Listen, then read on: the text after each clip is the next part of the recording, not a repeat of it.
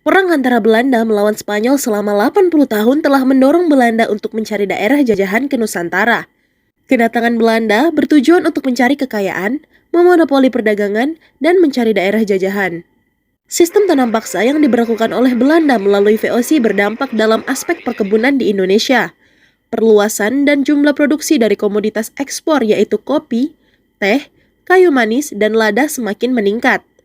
Penggunaan ilmu pengetahuan dan teknologi baru dari Barat memberikan keuntungan bagi petani di Nusantara untuk membudidayakan tanaman baru. Perluasan daerah pertanian dan industri perkebunan diikuti melonjaknya jumlah penduduk menyebabkan penyebaran daerah pemukiman yang lebih luas. Pembangunan sarana transportasi seperti pembangunan rel kereta api, sarana pendidikan seperti pembangunan sekolah-sekolah, dan sarana kesehatan seperti pembangunan rumah sakit maupun sekolah kedokteran pada masa itu. Masyarakat pribumi mengalami urbanisasi dan mobilitas sosial yang berjalan sangat cepat.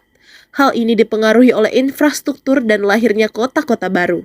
Pertumbuhan industri dan perkebunan ini berhasil melahirkan kota-kota pesisiran seperti Tuban, Gresik, Batavia, Surabaya, Semarang, dan Banten. Disusul dengan kota-kota pedalaman dan yang lainnya dengan prospek pertumbuhan yang sangat pesat. Ilmu pengetahuan dan teknologi juga mendukung perkembangan Nusantara dalam transportasi seperti kendaraan tempur dan persenjataan, serta dalam pendidikan yang dimana dibukanya akses untuk mendapatkan ilmu pengetahuan bagi masyarakat pribumi. Fakta bahwa pemerintah kolonial Belanda membagi penduduk menjadi 3 golongan, yaitu golongan Eropa sebagai golongan pertama tertinggi, golongan timur asing sebagai kelas kedua, dan golongan pribumi sebagai kelas ketiga atau yang terendah.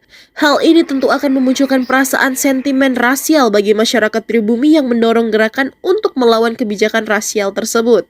Munculnya pemahaman konsep pemerintahan yang bukan dipegang oleh kerajaan dan perubahan kelas sosial di masyarakat Indonesia juga menjadi dampak baik bagi politik di Indonesia.